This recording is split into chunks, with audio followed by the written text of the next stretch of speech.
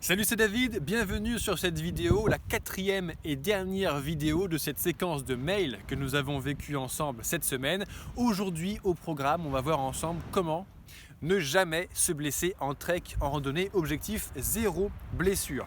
Alors concrètement, dans la suite de cette vidéo, on va partager un moment important de ce mindset, de cet état d'esprit à avoir, de ce comportement à adopter pour ne jamais se blesser. Concrètement, l'organisation de la journée typique avec son rythme, comment prendre soin de soi, quand se nourrir, s'hydrater, etc. C'est tout ce qu'on va voir ensemble.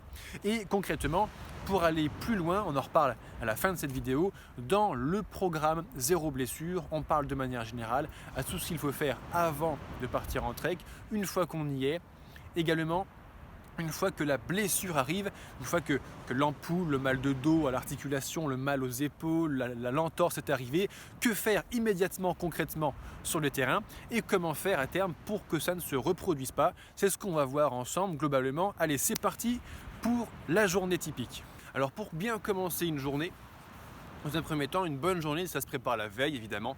Il faut que quand tu arrives au bivouac le soir, tu saches le lendemain matin exactement ce que tu dois faire.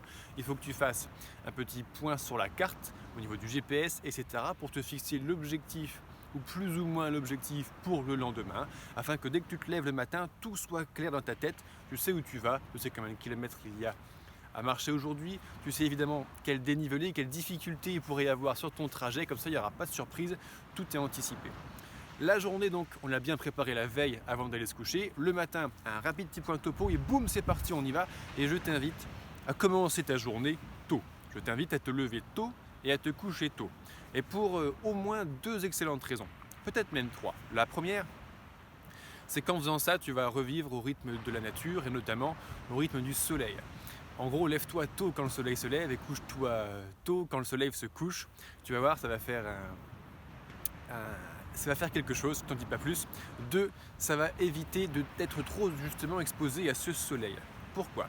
Parce que lorsqu'on part en randonnée estivale, le soleil peut taper 25, 30, 35, 40 degrés. Plus on monte en altitude, plus il cogne parce qu'il est moins filtré avec la raréfaction de l'air.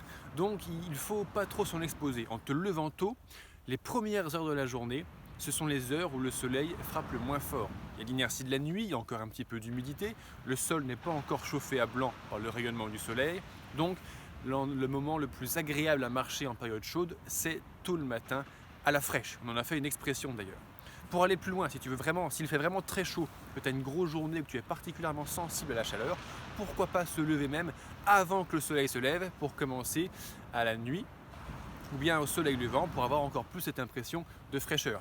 Et quand tu te fais carboniser toute la journée, quelques heures de marche au frais le matin, c'est vraiment super agréable, c'est un grand plaisir.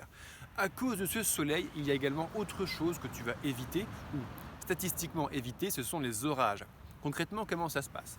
L'été, lorsqu'une masse d'air chaud est propulsée en haute altitude, par exemple en étant, je sais pas, catapulté par une montagne, ça fait un champignon, un cumulonimbus, et boum, c'est l'orage, ça pète. Typiquement, il y a une grosse masse d'air chaud qui est catapultée en haute altitude, ça monte à 10 000 mètres, là-haut, l'eau se rend compte qu'il fait moins 50, elle gèle en glaçon, boum, c'est l'orage de grêle, et ça fait des éclairs, etc. Donc l'orage, c'est pas... il ne faut pas paniquer avec l'orage, mais en te levant tôt, statistiquement, tu vas les éviter parce que statistiquement, les orages éclatent en milieu fin d'après-midi. Alors, c'est variable évidemment, c'est pas fiable à 100%, mais statistiquement, c'est ce qu'on observe. Donc en te levant tôt, même si en début, fin d'après-midi, l'orage arrive, tu es serein, tu as fait tes kilomètres, tu as fait ta journée et tu n'es pas obligé de te dépêcher, de te stresser en plein milieu de l'orage ou à faire des conneries. D'ailleurs, une fois qu'on est pris dans l'orage, qu'est-ce qu'on peut faire? Ça peut quand même arriver. Pas de panique. L'orage, c'est 100 ou 150 morts par an en France, on est 70 millions, donc ça ne tue pas tout le monde. Mais il faut quand même, et ce qui tue le plus d'ailleurs en randonnée dans l'orage, c'est qu'une fois qu'il y a une grosse averse d'orage qui est tombée, tout est trempé, notamment sur un des terrains avec de grosses dalles de granit ou de grès qui sont extrêmement glissants. Le GR20 par exemple, si tu traverses la Corse sur le fameux GR20, c'est une vraie patinoire après le passage d'un orage. Et comme on en a parlé déjà lors des premières vidéos, la blessure en général, ça intervient avec une mauvaise décision à un mauvais moment, avec par exemple le stress de l'orage, sur par exemple un terrain glissant, alors que tu es déjà un peu en hypothermie, alors que tu n'as pas assez bu, alors que tu n'as pas assez dormi, alors que toutes les petites conneries s'empilent jusqu'à temps qu'au cumulé, tu prends la mauvaise décision au mauvais moment et c'est comme ça que tu te blesses. Donc, au cas où on tombe quand même dans l'orage malgré le fait qu'on se lève tôt, il y a 3 choses à faire. DPA, descendre, se planquer et attendre. Descendre. L'orage, il tombe toujours sur le point le plus haut. Donc plus tu es haut en altitude, plus il y a de risques que la foudre tombe. Donc quand l'orage arrive, on redescend en altitude pour se mettre en sécurité statistiquement. 2. Se planquer. L'orage, en gros, il va durer 45 minutes. Ça va être peut-être très impressionnant parce qu'il fait froid, tout d'un coup il fait noir, il y a du vent, il y a une grosse masse de nuages noirs qui arrivent, il y a des éclairs qui tombent, ça pluie, ça pleut, il y a de la grêle, c'est la merde. Ça peut être un grand moment de solitude pour ceux d'entre nous qui sont un petit peu impressionnables, mais concrètement tu te planques sous ton poncho en faisant la position accroupie, complètement planqué. Si tu peux trouver un couvert, c'est intéressant. Ne te planque pas évidemment sous un arbre isolé, mais s'il y a une végétation basse et rase, pourquoi pas se foutre à l'intérieur. Tu n'augmentes pas ton risque. Donc on se planque, et puis ma foi, on en a fait une expression aussi, l'orage passe, ça finira toujours par passer, donc attendre. DPA. Quand tu es pris dans l'orage, on redescend, on se planque et on attend, ça va durer statistiquement 45 minutes et il va passer pour aller se déchaîner ailleurs. Maintenant qu'on a vu un petit peu comment se lever tôt, eh bien on va parler du début de la journée, puis après des pauses. Eh oui, extrêmement important. Le début de la journée, je te conseille d'y aller doucement. Quand tu commences à faire une session de sport, on s'étire, on s'échauffe. Concrètement, la randonnée, c'est un sport super doux. Il n'y a pas nécessité vraiment de s'échauffer, sauf si tu as vraiment une articulation limite. Pourquoi pas s'échauffer, je ne sais pas, un poignet, un genou, un coude, une épaule, etc. Mais sinon, pars marchant tranquillement. Ne force pas le rythme, vas-y tranquillou. Et au bout de 40-45 minutes de marche avec un sac à dos ou 20-25 minutes de marche en montée, si tu rattaques directement une ascension, le corps est chaud, donc ça ne va pas durer très longtemps. Et pour bien organiser ta journée de marche, je t'invite à faire des pauses. Et ça a révolutionné ma vie. Quand j'étais un jeune randonneur, je marchais tant que j'en pouvais, et puis il y a un moment, j'en pouvais plus, je m'arrêtais, je me dis putain, qu'est-ce que je suis fatigué. Génial. Le grand principe pour éviter les blessures et éviter la fatigue, d'ailleurs dans la vidéo qui suit juste après, dans la 3e grande vidéo, comment ne jamais être fatigué, on verra ça en détail. Mais l'idée c'est de toujours anticiper et ça va évidemment pour ton corps. Lorsque ton corps t'envoie le signal « je suis fatigué », c'est déjà trop tard. L'idée serait de faire une petite pause régulièrement, des petites pauses régulièrement au cours de la journée avant d'être trop fatigué. Parce que le temps de récupération après que le corps te dit c'est fatigué est beaucoup plus long que quand tu t'arrêtes avant.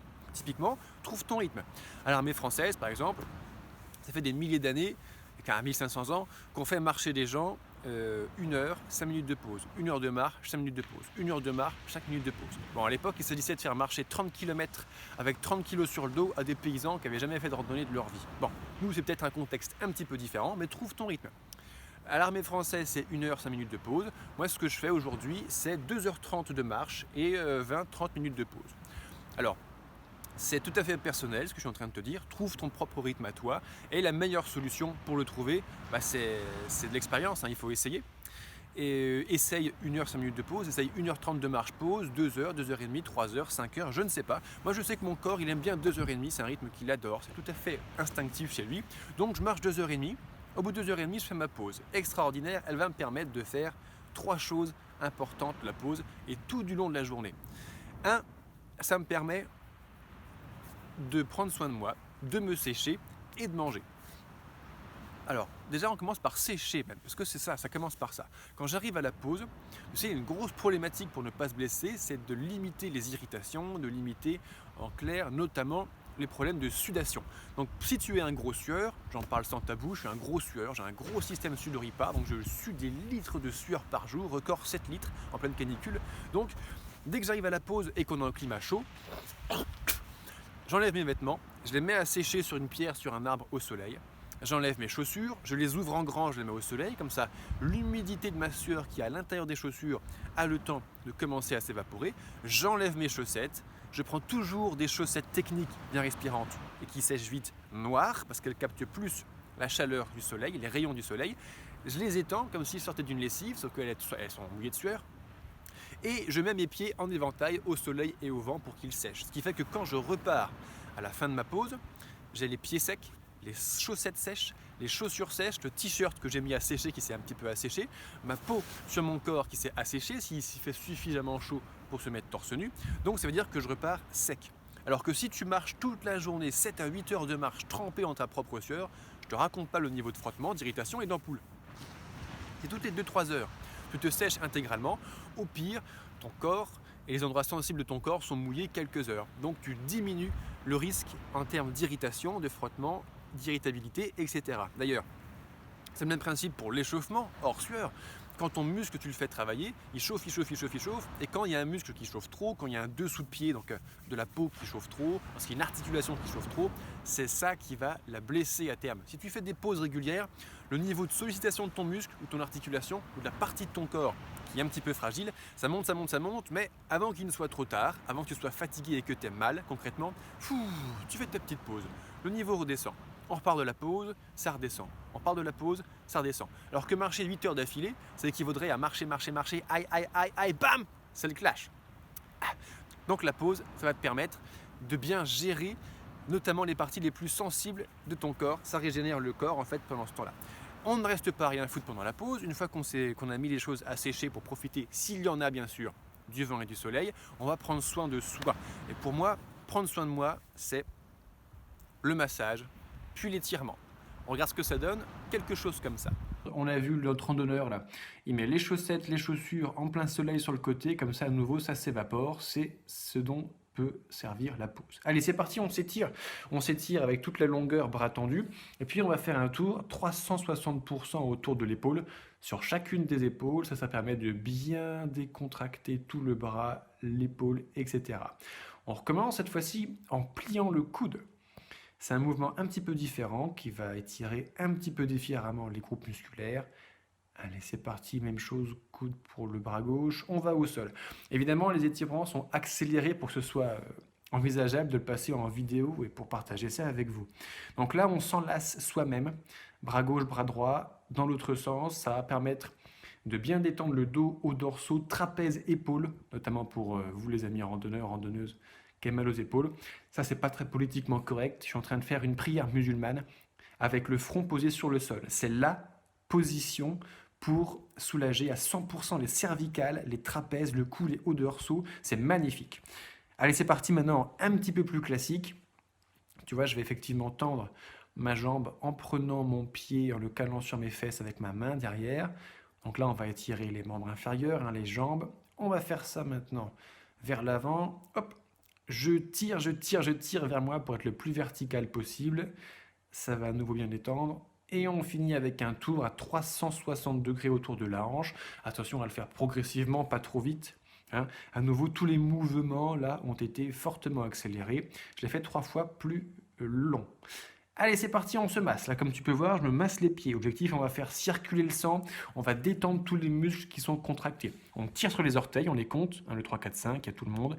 À nouveau, on palpe tout, la plante des pieds, le talon, tout le pied dans la longueur, entre les orteils. On frotte la rotule, on frotte le mollet, le genou et la cuisse. Alors, les mouvements, je les fais très rapidement, j'en fais que 3. Habituellement, j'en fais 9, donc 3 fois plus, pareil. À nouveau sur l'autre pied, on prend soin de nos pieds. Putain, on est randonneurs, les gars. Les pieds, c'est eux qui nous font faire tous les kilomètres qu'on fait toute la journée. On les honore, on les chérit. Voilà, et on finit avec la cuisse. C'est parti. Et maintenant, un petit coup d'eau et on passe à la bouffe. Comme ça, on peut continuer la pause sympa. Puis la troisième chose que je fais pendant ma petite pause, je bois et je mange. J'en profite pour manger. Je fais 3 vrais repas par jour. Le petit déjeuner, le midi et le dîner, et je fais 2 autres petits repas, donc à la pause du matin et à la pause de l'après-midi. En gros, sur une journée classique de marche, je marche 4 sessions de 2h30, ce qui fait 10 heures de marche, et je fais ces 3 pauses en milieu de ma marche, ce qui me permet de ne pas me blesser. Qu'est-ce que je mange? On va voir ça dans la vidéo juste après. Hydratation, nutrition, sommeil. En gros, la prochaine vidéo, c'est le manuel d'utilisation du corps humain. Et on va voir ça appliqué à la randonnée. Mais la pause dans la journée, c'est un truc de ouf. Là où avant, j'étais vraiment à fond, sans pause, on y va jusqu'à la cassure. Maintenant, je prends mon temps. Même si je ne suis pas trop fatigué, je sais que de toute façon, ça va bientôt venir. Donc maintenant que je connais mon rythme, je fais mes pauses, je sèche mes vêtements, je bouffe un petit quelque chose, je me masse. Le massage, super important. Je m'étire, super important pour ne plus avoir de courbatures. Et après la petite pause, tranquillou, je repars. Et voilà, je te remercie d'avoir été jusqu'au bout, d'avoir partagé avec moi cette séquence de mails pour bien t'accompagner, te conseiller au mieux dans la préparation de ton trek. À nouveau, je te félicite. La meilleure solution pour bien préparer son trek, c'est de prendre le retour d'expérience de quelqu'un qui en a déjà fait, qui en a déjà réussi. À nouveau, quand je te parle, c'est 15 000 km de trek en solo, en autonomie complète qui parle. Donc j'ai une certaine expérience et j'avais un rêve dans la vie, celui de partir marcher, traverser l'Europe. Je l'ai accompli. Aujourd'hui, ce qui me tient le plus à cœur, c'est d'aider un maximum de trekkers, de randonneurs à partir vivre leurs rêves dans la nature et pour en profiter un maximum devant un soleil, une mer, une montagne. Eh bien, il ne faut pas se blesser, sinon tout de suite l'ambiance se dégrade. Alors c'est le dernier mail de cette séquence, donc on ne se retrouvera pas demain ou après-demain sur un autre mail en vidéo. Par contre, pour rester en contact, ma foi, je t'invite à venir voir régulièrement ce qui se passe sur mon site. Pourquoi pas t'abonner à ma newsletter pour avoir toutes mes astuces, mes conseils, mes retours d'expérience, mes anecdotes de trek. Également, rejoins-moi sur ton réseau social préféré, que ce soit la page, pas la page sur YouTube, que ce soit la chaîne YouTube David Blondeau ou justement la page sur Facebook ou Instagram. Je suis présent et j'offre du contenu, des conseils à longueur d'année, été comme hiver. Et enfin, pour aller plus loin, ceux qui sont particulièrement intéressés, si tu es particulièrement intéressé par préparer ta randonnée, ça a été un grand plaisir et c'est un grand plaisir de partager tout ce que j'ai partagé avec toi au cours de cette 4 vidéos. Pour aller plus loin, rendez-vous sur le site, rendez-vous dans les programmes de formation vidéo ou en coaching privé si tu veux aller plus loin. Et dans ces programmes vidéo, on se prépare en 1, choisissant bien ses chaussures de randonnée de A à Z, 2, choisissant bien son matériel de A à Z, le sac, le couchage, la tente, les bâtons, etc. 3, la préparation physique, comment bien préparer son corps et ses muscles pour encaisser le challenge physique que représente un trek. Et enfin, aujourd'hui, tranquillou, on a terminé avec le bon mindset, le bon comportement et la bonne organisation à adopter. Toutes ces vidéos sont des extraits des programmes de formation. Si tu veux aller sur un sujet ou sur tous les sujets plus loin avec moi, à 100%, je t'invite à bénéficier de ces programmes. Allez, je te remercie de ton attention et quoi qu'il en soit, je te souhaite de vivre tes rêves et à très bientôt sur une prochaine vidéo. Salut!